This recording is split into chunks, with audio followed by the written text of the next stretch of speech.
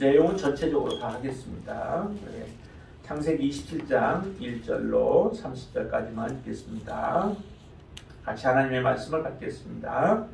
이삭이 나이가 많아 눈이 어두워 잘 보지 못하더니 맏아들 에서를 불러 이르되 내 아들아 하매 그가 이르되 내가 여기 있나이다 하니 이삭이 이르되 내가 이제 늙어 어느 날 죽을는지 알지 못하니 그런즉 내 기구 곧 화살통과 활을 가지고 들어가서 나를 위하여 사냥하여 내가 즐기는 별미를 만들어 내게로 가져와서 먹게 하여 내가 죽기 전에 내 마음껏 내게 축복하게 하라.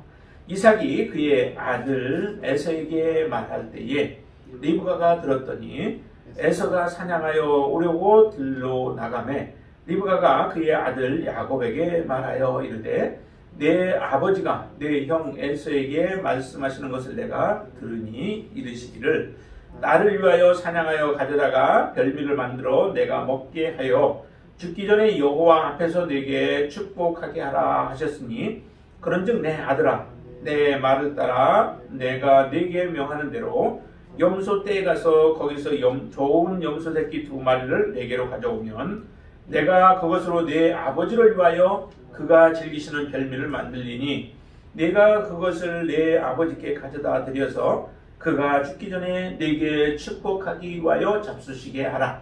야곱이 그 어머니 리브가에게 이르되 내 형 에서는 털이 많은 사람이요 나는 매끈매끈한 사람인즉 아버지께서 나를 만지실 텐데 내가 아버지의 눈에 속이는 자로 보일지라 복은 고사하고 저주를 받을까 하나이다. 어머니가 그에게 이르되 내 아들아 너희의 저주는 내게로 돌리리니 내 말만 따르고 가서 가져오라. 그가 가서 그러다가 어머니에게로 가져왔더니 그의 어머니가 그의 아버지가 즐기는 별미를 만들었더라. 리브가가 집안 자기에게 있는 그의 맏아들 에서의 좋은 의복을 가져다가 그의 작은 아들 야곱에게 입히고 또 염소 새끼의 가죽을 그의 손과 목에 매끈매끈한 곳에 입히고 자기가 만든 별묘와 떡을 자기 아들 야곱의 손에 주니 야곱이 아버지에게 나아가서 내 아버지여 하고 부르니 그 이르되 내가 여기 있노라. 내 아들아 네가 누구냐. 야곱이 아버지에게 대답하되 나는 아버지의 맏아들 에서로소이다. 아버지께서 내게 명하신 대로 내가 하였사오니 원하건대 일어나 앉아서 내가 사냥한 고기를 잡수시고 아버지 마음껏 내게 축복하소서. 이삭이 그의 아들에게 이르되 내 아들아 내가 어떻게 이같이 속히 잡았느냐. 그가 이르되 아버지 하나님 여호와께서 나로 순조롭게 만나게 하셨음이니이다. 이삭이 야곱에게 이르되 내 아들아 가까이 오라. 내가 과연 내 아들 에서인지 아닌지 내가 너를 만져보려 하노라. 야곱이 그 아버지 이삭에게 가까이 가니 이삭이 만지며 이르되 음성은 야곱의 음성이나 손은 에서의 손이로다 하며 그의 손이 형 에서의 손과 같이 털이 있으므로 분별하지 못하고 축복하였더라. 이삭이 이르되 내가 참 내 아들 에서냐. 그가 대답하되 그러하니이다. 이삭이 이르되 내게로 가져오라. 내 아들이 사냥한 고기를 먹고 내 마음껏 내게 축복하리라. 야곱이 그에게로 가져가매 그가 먹고 또 포도주를 가져가매 그가 마시고 그의 아버지 이삭이 그에게 이르되 내 아들아 가까이 와서 내게 입맞추라. 그가 가까이 가서 그에게 입맞추니 아버지가 그의 옷에 향취를 맡고 그에게 축복하여 이르되 내 아들의 향취는 여호와께서 복 주신 밭의 향취로다. 하나님은 하늘의 이슬과 땅의 기름짐이며 풍성한 곡식과 포도주를 내게 주시기를 원하노라. 만민이 너를 섬기고 열국이 내게 굴복하리니 네가 형제들의 주가 되고 내 어머니의 아들들이 내게 굴복하며 너를 저주하는 자는 저주를 받고 너를 축복하는 자는 복을 받기를 원하노라. 이삭이 야곱에게 축복하기를 마침에 야곱이 그의 아버지 이삭 앞에서 나가자 곧 그의 형 에서가 사냥하여 돌아온지라. 아멘. 우리의 신앙은 이 땅에서 살아가는 동안에 사실 그 전쟁터와 같은 삶이라고 볼 수 있습니다. 다시 말하면은 신앙은 연습과 같은 것이 아니라는 거죠. 신앙은 항상 전쟁터에 서 있는 사람들이 죽음을 앞에 무릅쓰고 살기를 작정하고 모든 최선의 방법을 다 하는 것과 같은 그런 삶의 여정이 바로 우리의 믿음의 삶이라고 하는 거예요. 군인들은 항상 전쟁을 위하여 준비해야 하는 거죠. 전쟁을 위하여 준비하지 못하는 군인은 실제 전쟁이 일어났을 때 그들의 목숨은 보장되어지지 않습니다. 혹독한 훈련을 통하여서 정말 내가 어떻게 이러한 그 죽음 앞에 있을 때에 그 죽음 앞에서 내가 어떻게 헤쳐나가야 할 것인가 라고 하는 것들을 생각하면서 항상 철저하게 준비하고 대비해야만 그들은 전쟁에 가서 목숨을 건질 수 있게 되어지죠. 근데 훈련을 하지 않고 있다가 내가 전쟁이 일어나면 잘 싸울 거야 라고 우리가 아무리 그렇게 이야기를 해도 그것은 헛말에 불과합니다. 그래서 우리의 신앙이라고 하는 것도 마찬가지라는 거죠. 지금 많은 하나님께서 우리에게 기회를 주셨기 때문에 우리가 하루하루 살아가는 이 날들이 그냥 훈련 연습하듯이 하는 그러한 삶이 신앙이 아니라 오늘 하루도 우리는 전쟁터에 서 있는 자와 같은 심정으로 서서 하나님 앞에 우리의 믿음을 지켜 나아가는 것, 그것이 바로 우리의 진정한 신앙의 삶이라고 하는 거예요.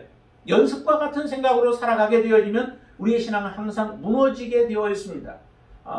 오늘 하루도 내가 신앙의 전쟁터에서 영적 싸움에서 내가 승리하고 돌아오는 그런 자가 되겠다라고 하는 심정으로 우리가 하루하루를 살아가기를 바랍니다. 그럴 때에 우리의 신앙은 지켜낼 수 있고 우리의 신앙은 흐려지지 않고 우리의 신앙은 무너지지 않냐고 온전하게 마지막까지 하나님 앞에 서게 되어질 줄로 믿습니다.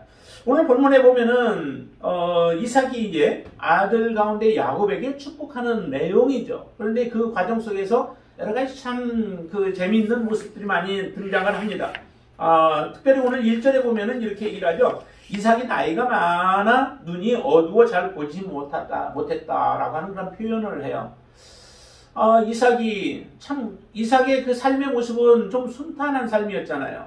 우리가 앞에서 내용들을 보면은 순탄한 삶이었고, 좀 어려움이 있기는 했습니다. 그게 이제 우물 때문에 주변에 있는 사람들과의 싸움이 있었지만은, 그러나 이삭은 참 순종하는 믿음이었고, 또 다른 사람들과 마찰을 이렇게 좋아하지 않기 때문에, 그냥 순수하게 그 큰 일들이 일어날 부분들을 그대로 그가 양보함으로 인하여서 큰 문제들이 일어나지 않도록 그런 가운데도 하나님께서 이삭과 함께하고 그의 가족들과 함께함으로 거부가 되게 만드시는 그런 놀라운 역사를 이루어내시죠. 그러니까 그의 삶이 야곱의 그 삶이라든지 하는 것과 비교될 만큼 굉장히 단순하게 어떻게 보면은 좀 순탄한 길들을 걸어갔던 사람이 바로 이 이삭입니다. 근데 이삭이 나이가 많아서 눈이 어두워졌대요. 어두워졌다라고 하는데 이 눈이 어두워진 것도 사실은 보면은 하나님의 놀라운 섭리 가운데 하나였던 것으로 우리는 보여지죠. 왜냐하면은 지금 이삭이 나이가 많아 눈이 어둠으로 인하여서 빚어지는 문제들이 있습니다. 본인으로는 답답한 문제들이지만은 그러나 이삭이 조금 그 신앙적인 부분에 있어서 약간 그 잘못된 길로 가고 있었던 것이죠. 그 원인은 어디서 보냐면은 이삭이 별미를 좋아한 거예요. 고기를 좋아했던 거예요. 그래서 누구를 사랑하냐면은 에서를 사랑하고 야곱은 덜 사랑하게 되어진 거죠. 그 표현을 우리가 앞에서도 보았는데요. 25장 28절 말씀 한번 보시면은 이렇게 표현을 합니다. 이삭은 에서가 사냥한 고기를 좋아함으로 그를 사랑하고 리브가는 야곱을 사랑하였더라라고 말씀하시잖아요.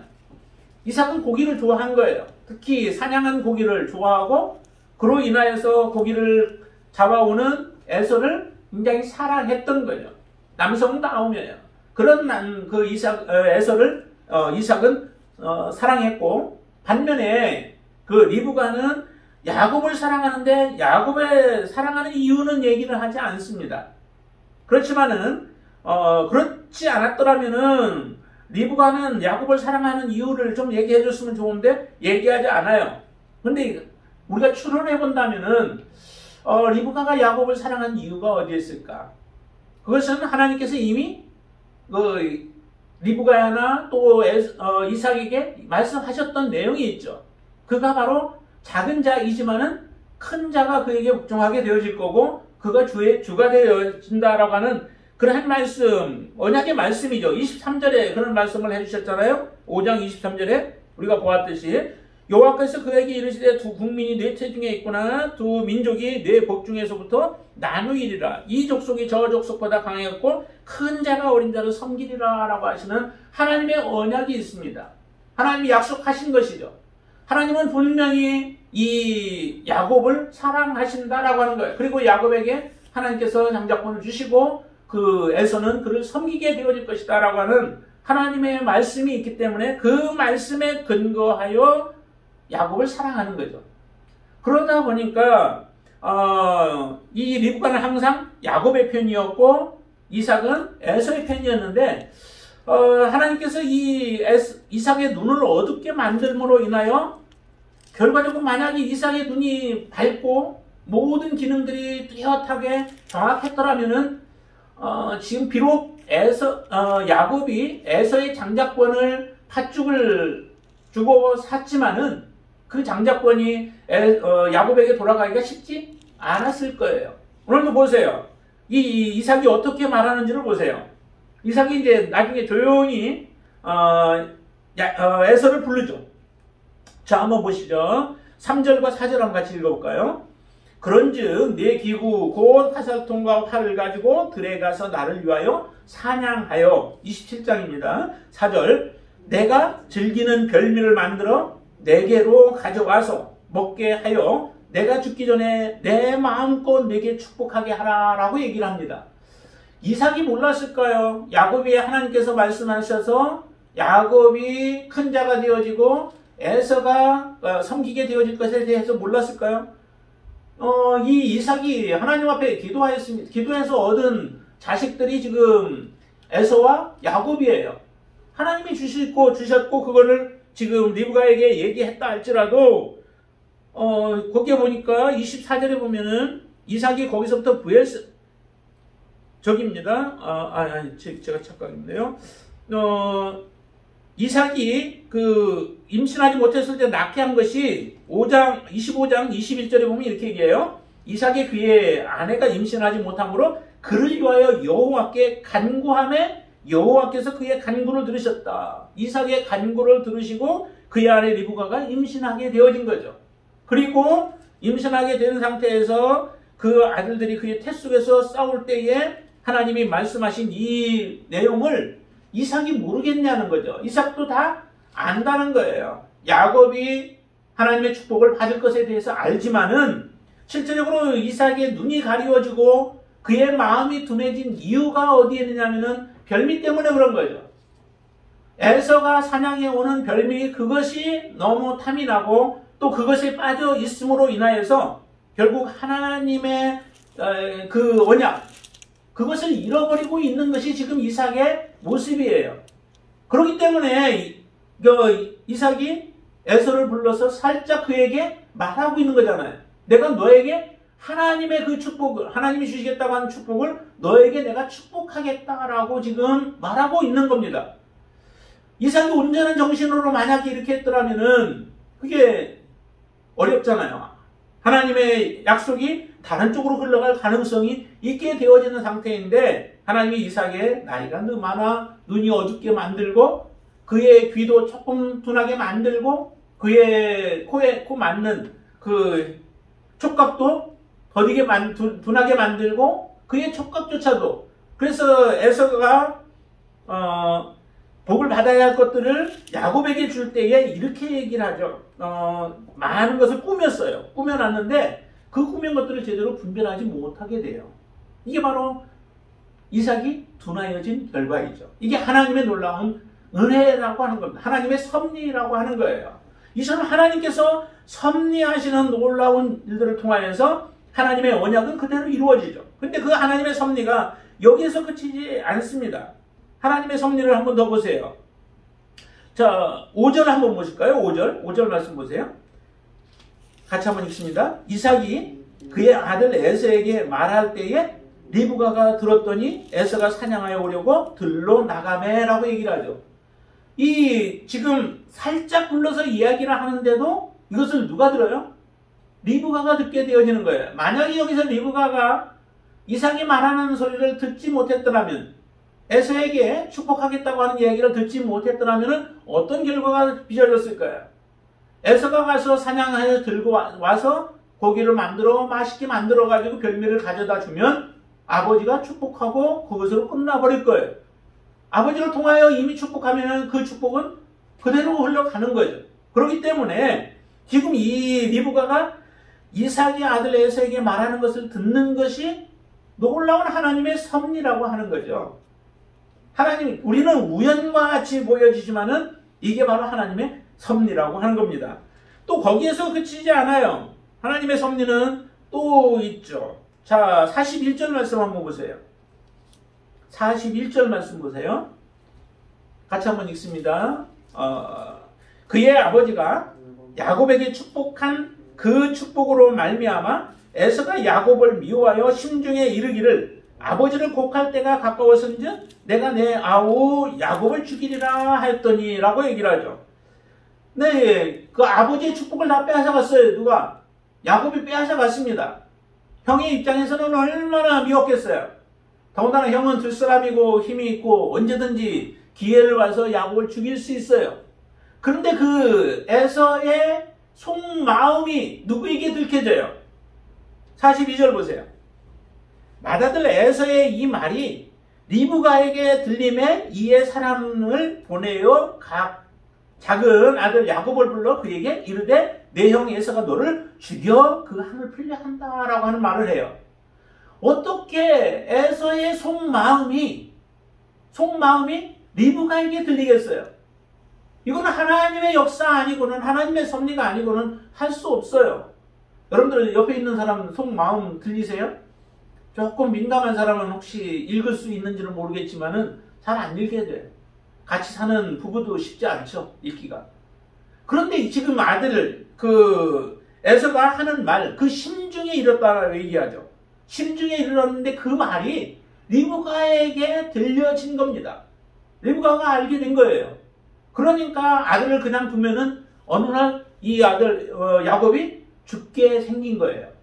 그러니까 이걸 그대로 둘 수 없는 거죠.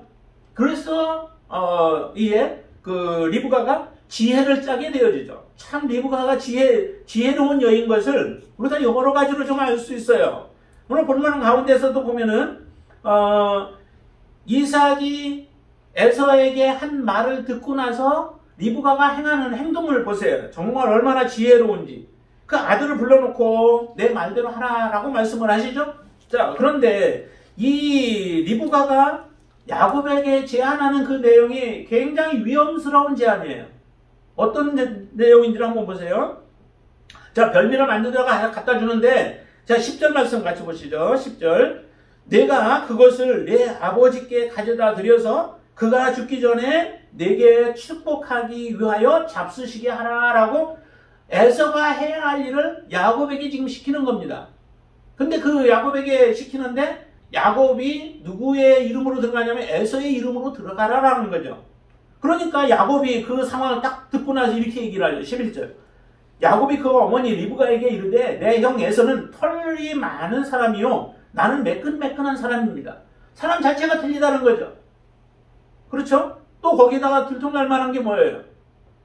그런 털 사람이고 자기는 매끈매끈하고 또 목소리도 틀리잖아요. 여러 가지 감촉 다 틀릴 거예요. 자, 이런데 어떻게 그게 가능하느냐는 거죠. 아버지께서 나를 12절 만지실 때 내가 아버지의 눈에 보이는 자로 보일지라 속이는 자로 보일지라 복은 고사하고 저주를 받을까 하나이다. 그렇잖아요.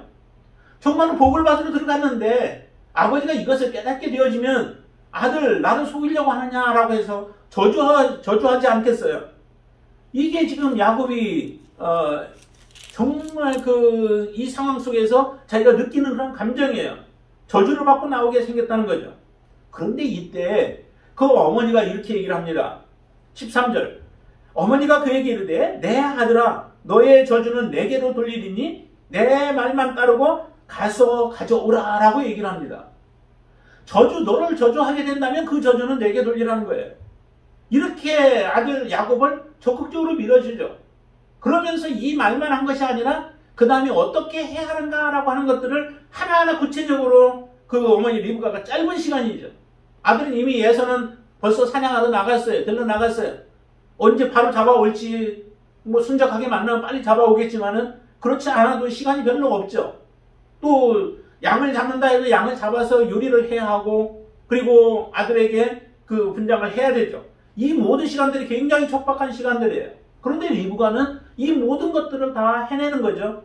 그래서 양을 잡아서 별미를 만들고 즐기는 별미를 만들고 그 다음에 15절 보면은 에서의 옷을 갖다 입혀요. 왜냐하면 향취가 있죠. 옷에 그 냄새가 나잖아요. 그래도 여자들의 옷과 남자들의 옷이 다르듯이 다 입어보면 또 맡으면 다 틀려요. 그래서 혹시라도 아버지가 맡을 그 향취, 에서의 향취를 못 느끼게 할까봐 그래서 에서의 옷을 갖다 입히고 그리고 손을 만져보는데 그 양의 털을 가지고 이런 데다가 이제 붙이는 거죠. 붙여서 입혀서 그렇게 만들어 놓는데 그게 사실 구분이 안 가겠어요. 웬만한 사람 같으면은 양의 털의 그 감촉과 사람의 털의 감촉이 다 다르죠. 다 달라서 그 들통날 텐데 그런데도 그대로 진행을 합니다. 매끈매끈한 데다가 입히기도 하고 이렇게 하면서 준비를 하는데 이게 바로 정말 리브가의 지혜라고 하는 거죠. 할 수 있는 한 에서와 동일하게 만들 수 있는 한 모든 것들을 동일하게 만들어서 들여보내는 거예요. 나머지는 이제 하나님께서 하실 일들이죠. 하나님이 들통나게 하면은 다 드러날 것이고 하나님께서 은혜를 베푸시면 그 모든 것들이 넘어가게 되어지는데 1절에서도 얘기했던 것처럼 나이가 많아서 눈이 어두우니까 모습으로는 잘 분별을 못해요. 야곱과 에서의 체격도 많이 차이가 날 텐데 그것도 못 느끼죠. 털도 다 차이가 날 텐데 그렇죠. 또 목소리도 이미 소리가 다르잖아요. 동일한 목소리를 내기 어렵잖아요. 그런데도 그 모든 것들이 다 통과가 되어지게끔 하나님께서 역사하시는 거예요. 조금 의심 가는 부분이 있었죠. 그래서 이렇게 얘기를 하죠. 목소리는 이게 분명히 야곱의 목소리인데 내 그 모든 것들이 다 그 에서의 몸과 같다라고 이렇게 얘기를 하죠. 자, 22절 말씀 보실까요? 야곱이 그 아버지 이삭에게 가까이 가니 이삭이 만지며 이르되 음성은 야곱의 음성이나 손은 에서의 손이로다 하며 만지는데 그 다음에 하나님이 어떻게 하셔요? 23절에 보니까 분별을 못하고 축복하였더라 라고 말씀하시죠. 이게 하나님의 놀라운 하나님의 섭리예요. 하나님의 역사예요. 우리가 보는 것이 전부인 줄로 생각하고 보는 것이 정확한 걸로 생각하고 내가 판단하는 것이 다 옳다라고 생각할지 모르나 정말 하나님이 어둡게 만들어버리면은 그 모든 것조차도 우리가 온전한 것이 없다라고 하는 것을 깨닫게 되어야 돼요. 그렇기 때문에 우리는 기도가 필요한 거죠. 늘 하나님의 은혜를 구하는 거죠. 하나님의 도우심이 아니고는 우리는 어느 것 하나 제대로 할 수 없습니다. 그러기에 우리 안에 성령께서 우리를 도우시고 우리를 인도해 주셔서 오직 하나님의 뜻 안에서 머물 수 있도록 하나님의 뜻을 지키며 살아갈 수 있도록 하나님의 뜻 안에서 우리는 벗어나지 않도록 해달라고 우리가 지혜가 필요한 거죠. 자, 이렇게 해서 하나님의 축복을 받게 되어집니다. 그런데 여기 이렇게 되어질 때에 사실 리브가가 이삭에게 우리가 뭐라고 할 수 있겠어요? 지금 리브가는 이삭에 대해서 한마디 책망한 게 없습니다. 이미 야곱이 축복받을 것에 대해서 하나님이 말씀하셨고 하나님의 언약이라고 한다면 이삭이 에서를 불러서 말할 때에 축복하겠다고 말할 때에 에서에 대해서 가서 쫓아가서 뭐라고 했을 거예요. 사실은. 그게 보통 하는 일 아니겠어요? 남편이 잘못해요. 이게 분명하게 하나님의 뜻에 지금 어긋난 일을 행하고 있어요. 그러면 어떻게 정말 나이가 들더니 노망이 들려나고 가서 얘기를 하든지 뭐라고 할 수도 있잖아요. 그런데 이 리브가는 전혀 그런 부분들을 얘기를 하지 않습니다. 자기가 하나님 앞에 믿음으로 언약을 붙잡고 이 언약을 이루기 위해서 어떻게 해야 할 것인가 라고 하는 것에 대해서 그걸 최선을 다할 뿐 이삭에 대해서 한마디도 책망하지 않습니다. 인간은 얼마나 잘 알겠어요.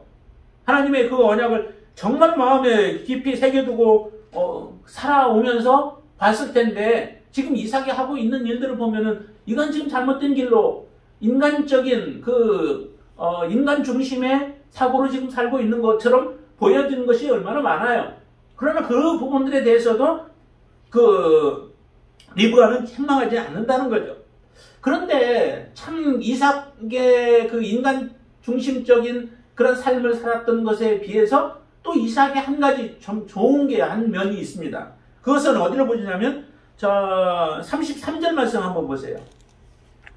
32절부터 한번 볼까요? 32절, 33절랑 같이 있습니다. 그의 아버지 이삭이 그에게 이르되 너는 누구냐?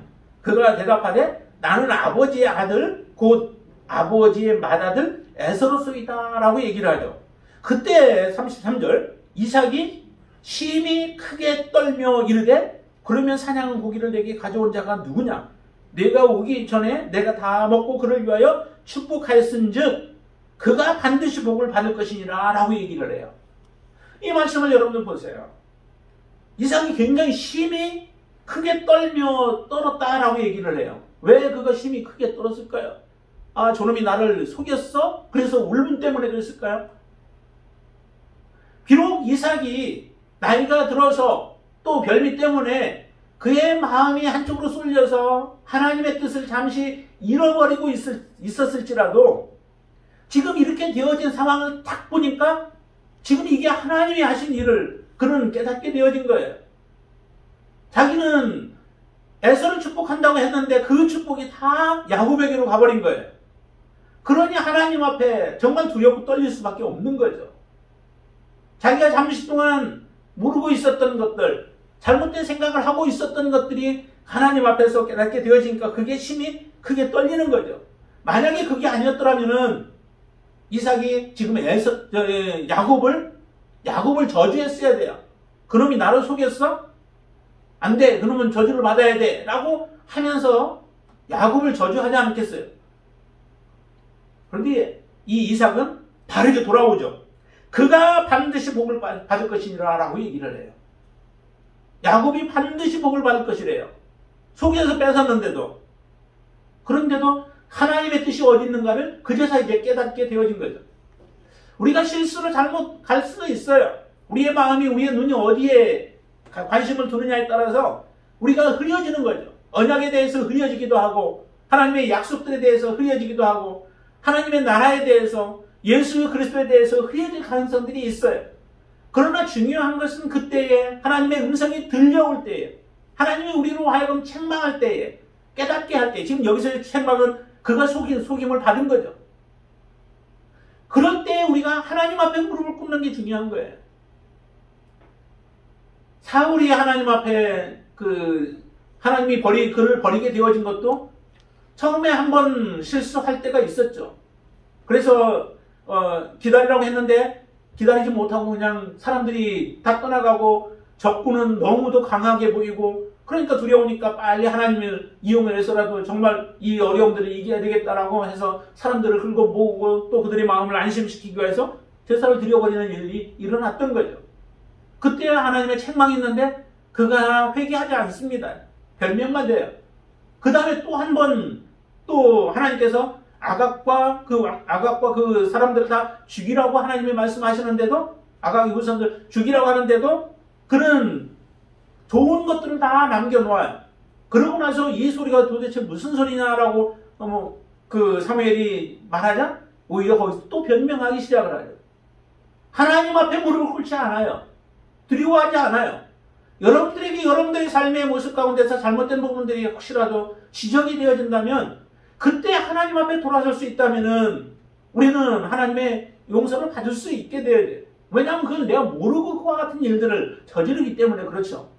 그런데도 하나님이 책망하는데도 그것을 우리가 고집부리고 계속 내가 옳다라고 주장하게 되어진다면 그것은 하나님의 버림을 받을 수밖에 없는 거죠.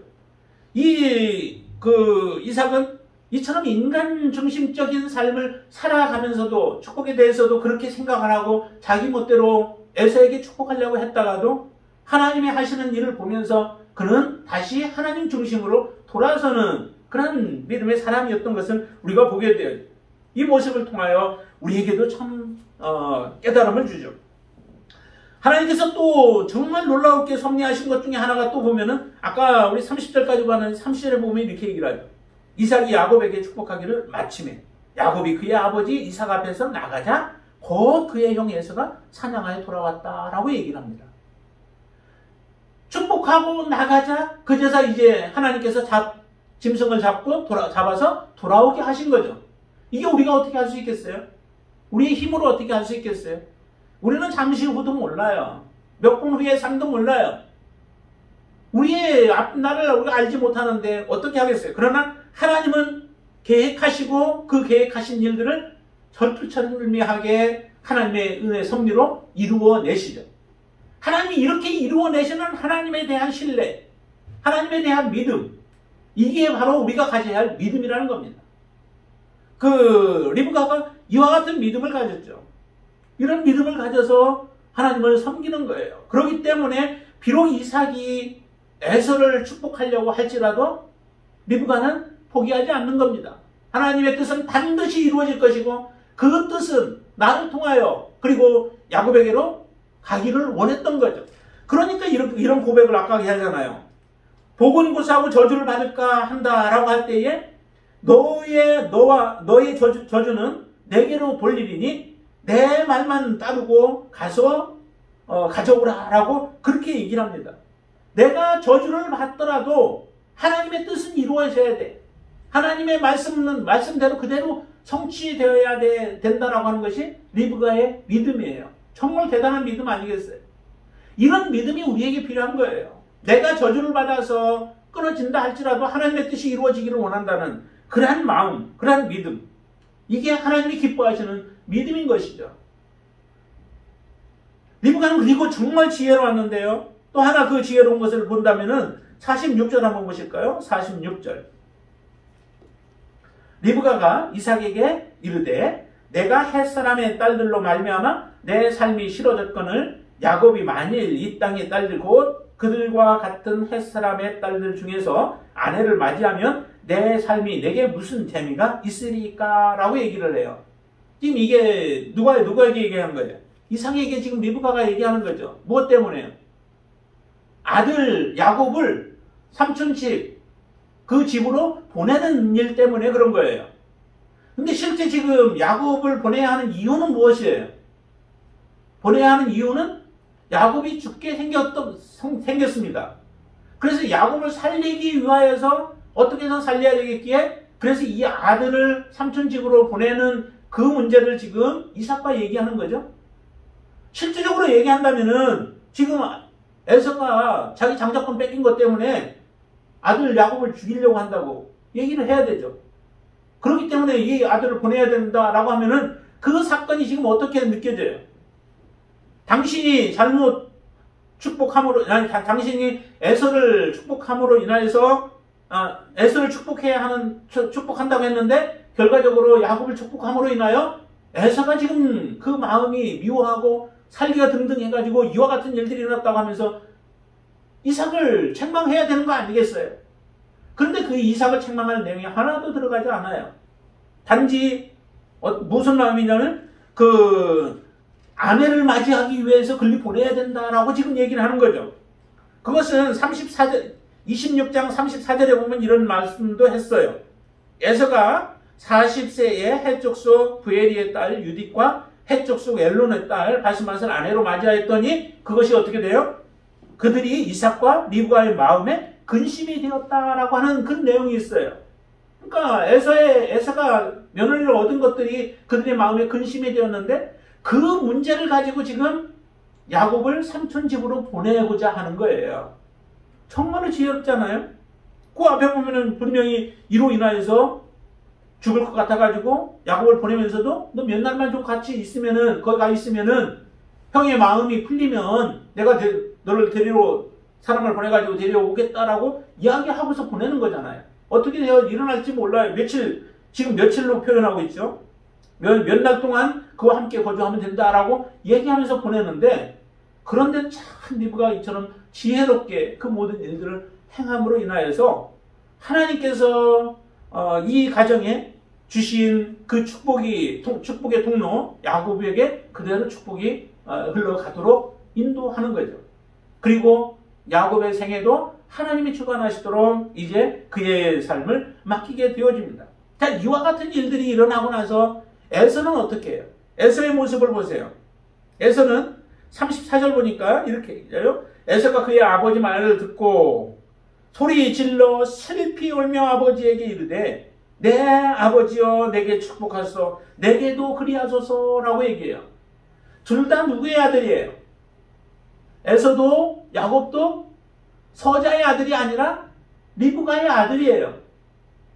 그러면 우리는 보통은 그렇게 하겠죠. 야곱에게 이미 먼저 축복을 했고, 그러면은 에서도 이렇게 애원하면서 아버지에게 애원하면서 자기도 축복해달라고 하면은 뭐 똑같이 축복해줄 수도 있잖아요. 보통은. 그렇죠? 그런데 야곱은 그렇게 축복하지 않습니다. 하나님의 뜻이 어디에 있는가를 알죠. 하나님이 무엇을 원하시는가를 알죠. 그것을 위해서 기도하는 거예요. 아들이 안타까워 울고 사랑하는 아들이 자기가 사랑하는 아들이 그렇게 애타하며 슬피 운다 해도 하나님의 뜻을 저버리며 축복할 수 없는 거예요. 참 이런 모습들을 보면은 하나님의 뜻에 대해서 하나님에 대해서 얼마나 그가 한순간은 하나님을 놓고 있었고 또 어떻게 보면 하나님을 잠시 그 하나님의 계획을 잃어버렸을지 몰라도 다시 하나님 앞에 돌아왔을 때의 그의 모습은 아주 철저해요. 아주 냉혹하죠. 어떻게 보면. 어떻게 이렇게 할 수 있을까라고 할 정도로. 그 한 번으로 그치지 않았잖아요. 38절 말씀도 한번 보실까요? 38절. 에서가 아버지에게 이르되 내 아버지여 아버지가 빌 복이 이 하나뿐이니까 내 아버지여 내게 축복하소서 내게도 그리하소서 하고 소리를 높여 우니라고 하는데, 그렇게 울어도 결과적으로 그에게 주어진 것은 거의 저주와 같은 그런 기도를 하죠. 39절에 보니까 기도하는데 그의 아버지 이삭이 그에게 대답하여 이르되 내 주소는 땅의 기름짐에서 멀고 내리는 하늘 이슬에서 멀 것이며, 40절 너는 칼을 믿고 생활하겠고 내 아우를 섬길 것이며 내가 매임을 벗을 때에는 그 몽에를 내 목에서 떨쳐버리라 라고 하면서 다시 한번 완전히 못 박아버리는 거예요. 그 축복을. 이와 같은 일들이 일어나죠. 참 이 모습을 보면서 우리가 다시 한번 생각하기를, 정말 하나님 앞에서는 우리가 바른 길을 걸어가야 되겠다라고 하는 것과, 혹시라도 우리가 알지 못하는 가운데 곁길로 가고 굽은 길로 걸어갈 때가 있을지라도 하나님의 음성은 정말 여러분들이 귀하게 여기고 하나님의 음성을 떨며 들을 수 있게 되길 바랍니다. 그것이 나를 살리는 길이죠. 그리고 하나님의 뜻을 세우는 길이에요. 정말 그리고 리브가처럼 하나님의 언약에 대해서 철저하게 우리가 믿고 신뢰할 수 있게 되길 바랍니다. 무너진 것 같고 하나님의 그 언약이 실패한 것 같이 느껴졌을 때도, 그렇죠? 이미 에서에게 축복하겠다라고 하면은 야곱이 큰 자가 되어진다고 하는 것이 이미 물 건너간 것처럼 보여지지만, 그러나 그 가운데서 조그마한 희망 그것조차도 놓지 않고 자기가 저주를 받을지라도 하나님의 뜻이 성취되어지기를 위하여 그가 믿음으로 결단하는 행동들, 이 모습을 저와 여러분들도 가질 수 있게 되길 바랍니다. 거기에다가 정말 지혜로운 것이 필요하죠. 하나님의 뜻을 위하여서 지혜로운 모습으로. 내가 모든 것을 다 이룰 수 없어요. 정말 하나님이 도우시지 않으면 안 돼요. 리브가를 하나님이 도와주셔서, 그리고 야곱이 축복을 받을 수 있도록 하나님이 도우셔서 이와 같은 결과가 일어나듯이, 하나님의 도우심이 없이는 여러분들 스스로 혼자 아무것도 할 수 없어요. 그렇기 때문에 하나님의 섭리를 우리가 신뢰하고 믿으면서 하나님의 인도하심을 구하며 믿음으로 사실 수 있게 되길 바랍니다. 그러면 하나님은 하나님의 뜻을 우리를 통하여 온전히 이루어내실 줄로 믿습니다. 이삭이 야곱을 축복하는 이 모습들을 통하여 다시 한번 우리가 깨닫기를 바랍니다. 그리고 에서가 믿음으로 살아가야 하는 그 에서, 장자의 축복을 받았던 에서가 이처럼 철저하게 후회할지라도 한 번 하나님 앞에 잘못된 길로 이제 걸어가서 하나님의 용서를 받지 못하게 되어지면 그의 삶은 철저하게 저주의 삶이 되어지는 것을 우리가 알고 하나님 앞에 우리의 믿음을 온전히 지키며 살아가는 저와 여러분들의 삶이 되시기를 주님의 이름으로 축원을 드립니다. 기도하겠습니다. 할렐루야. 주님 감사합니다. 정말 우리가 이 땅에 어떻게 살아야 할까요? 하나님, 정말 축복의 삶을 온전히 저희들이 살게 하여 주시되 인간 중심의 삶이 아니라 하나님 중심의 삶을 살아갈 수 있도록 역사하여 주시옵소서. 우리에게 성령의 총명함을 허락하여 주시옵소서. 한순간도 하나님의 뜻을 놓치지 않고 믿음으로 살아갈 수 있도록 우리 안에 거하시는 성령께서 날마다 졸지도 아니하시고 주무시지도 아니하시고 우리를 지켜 보호하여 주시어서 우리의 영혼 육이 오직 하나님을 온전히 섬기는 믿음의 삶이 되게 하여 주시옵소서. 하나님의 축복의 삶을 하나님 우리가 버리지 않게 하시고 놓지 않게 하여 주시옵소서. 마지막까지 붙잡게 하여 주시고 정말 하나님의 뜻이 이 땅에서 이루어지고 내 안에서 이루어지기를 위하여서 우리가 모든 것을 다 드려서라도 하나님의 뜻이 성취되어지기를 위하여 기도하며 믿음으로 살아가게 하여 주시옵소서. 오늘도 주님 앞에 우리의 자신을 드리기를 원합니다. 영적 전쟁터에서 우리가 믿음으로 주님의 편에 서서 주님 영광 드러내는 삶을 살아갈 수 있도록 역사하여 주시옵소서. 예수님의 이름으로 간절히 기도드리옵나이다. 아멘.